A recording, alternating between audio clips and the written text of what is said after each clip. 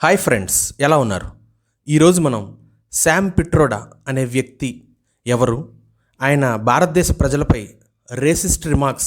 ఆయన చేసిన racist remarks ఏంటి అనేది తెలుసుకోబోతున్నాం. శామ్ పిట్రోడా ఆయన కాంగ్రెస్ పార్టీకి చెందిన ఓవర్సీస్ చైర్మన్. అలానే చాలామంది ఆయన్ని రాహుల్ గాంధీకి సన్నిహితుడిగా పేర్కొంటారు. ఆయన ది స్టేట్స్మెన్ అనే పత్రికకు ఇచ్చిన ఇంటర్వ్యూలో భారతదేశం గురించి, భారతదేశ ప్రజల గురించి కొన్ని కీలక వ్యాఖ్యలు చేశారు. ఆయన మాట్లాడుతూ భారతదేశంలో పశ్చిమాన ఉన్నవారు అరబుల్లాగా, అలానే తూర్పు ప్రాంతంలో ఉన్న వారు చైనీస్ లాగా, అలానే దక్షిణాది భారతంలో ఉండే ప్రజలు ఆఫ్రికన్ల వలె కనిపిస్తారు అని వ్యాఖ్యలు చేశారు.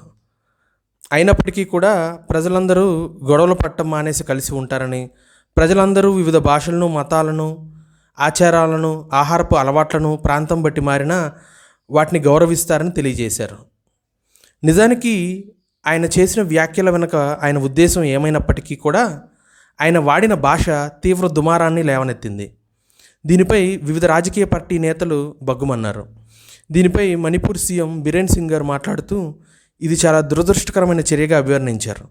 వారు మాట్లాడుతూ కాంగ్రెస్ వారు ఒక హిడెన్ ఎజెండాతో భారతదేశాన్ని రిలీజియస్ గ్రౌండ్స్తో డివైడ్ చేయాలనుకుంటున్నారని వ్యాఖ్యానించారు. అంతేకాక ఆయన కాంగ్రెస్ పార్టీ క్షమాపణ చెప్పాలని డిమాండ్ చేశారు.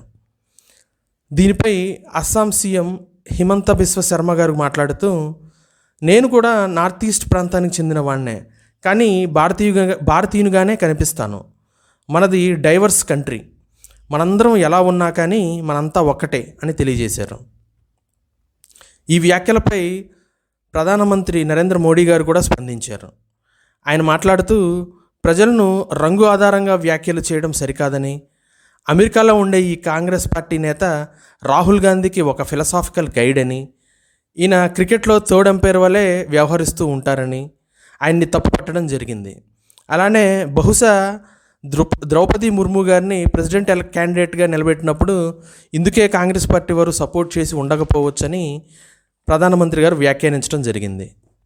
ఇక ఈ వ్యాఖ్యలపై కాంగ్రెస్ పార్టీ కూడా దిద్దుబాటు చర్యలు చేపట్టింది. దీనిపై జయరాం రమేష్ గారు మాట్లాడుతూ శామ్ పిట్రోడా గారు చేసిన వ్యాఖ్యలు కాంగ్రెస్ పార్టీకి ఏమాత్రం సంబంధం లేనిదని, ఆయన చేసిన వ్యాఖ్యలు మోస్ట్ అన్ఫార్చునేట్ అండ్ అన్యాక్సెప్టబుల్ అని తెలియజేశారు. దీనితో శామ్ పిట్రోడా గారు కాంగ్రెస్ పార్టీ ఓవర్సీస్ చైర్మన్ పదవికి రాజీనామా చేశారు. ఆయన రాజీనామాను ఏఐసిసి అధ్యక్షుడు మల్లికార్జున్ ఖార్గే గారు ఆమోదించారు. నిజానికి శామ్ పిట్రోడా గారు ఇలాంటి వ్యాఖ్యలు చేయడం ఇది మొదటిసారి కాదు. వారు వెరీ రీసెంట్గా వారసత్వ పన్ను గురించి కొన్ని వ్యాఖ్యలు చేస్తూ అమెరికాలో వారసత్వ పన్ను ఉంది, దాని ప్రకారం ఒక వ్యక్తి దగ్గర సుమారుగా $100 మిలియన్ విలువైన సొత్తు ఉందనుకుంటే ఆ వ్యక్తి మరణానంతరం అందులో సుమారుగా 45% మాత్రమే వాళ్ళ వారసులకు బదిలీ అవుతుందని, మిగిలిన 55% గవర్నమెంట్ అనేది స్వాధీనం చేసుకుంటుందని ఆయన వ్యాఖ్యలు చేయడం జరిగింది. ఈ వ్యాఖ్యలపై కూడా భారతదేశంలో కొంత దుమారం రేగింది. ఇక గతంలో కూడా రామమందిర నిర్మాణంపై కూడా ఆయన వివాదాస్పదమైన వ్యాఖ్యలు చేశారు. భారత్ ఎదుర్కొంటున్న నిరుద్యోగం, ద్రవ్యోల్బణం, విద్య, ఆరోగ్య సమస్యలను దేవాలయాలు పరిష్కరించలేమని ఆ సమయంలో ఆయన వ్యాఖ్యలు చేయడం జరిగింది. అలానే గతంలో 1984లో జరిగిన సిక్ వ్యతిరేక అల్లర్లకు కూడా అనుకూలంగా 2019లో శామ్ పిట్రోడా గారు కొన్ని అనుచిత వ్యాఖ్యలు చేసి వివాదాల్లో చిక్కుకున్నారు. అలానే పుల్వామా ఉగ్రదాడికి ప్రతీకారంగా భారతదేశం వైమానిక దాడులు చేపట్టిన సంగతి మనందరికీ తెలిసిందే.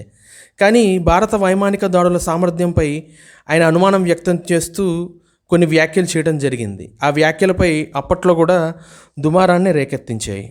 ఇలా ప్రతి సందర్భంలో కూడా ఆయన కొన్ని వివాదాస్పదమైన వ్యాఖ్యలు చేయటం, కొన్ని వివిధ రకాలైన తీవ్ర దుమారాల్లో ఇరుక్కోవటం అనేది పరిపాటిగా జరిగింది. ఆ రకంగా చూసుకున్నట్లయితే శామ్ పిట్రోడా గారు చేసే వ్యాఖ్యలు ప్రత్యర్థి పార్టీకి కొన్ని అస్త్రాల్లాగా ఉపయోగపడుతున్నాయని మనం గమనించవచ్చు. That's all for today. Thank you friends. Please subscribe our channel.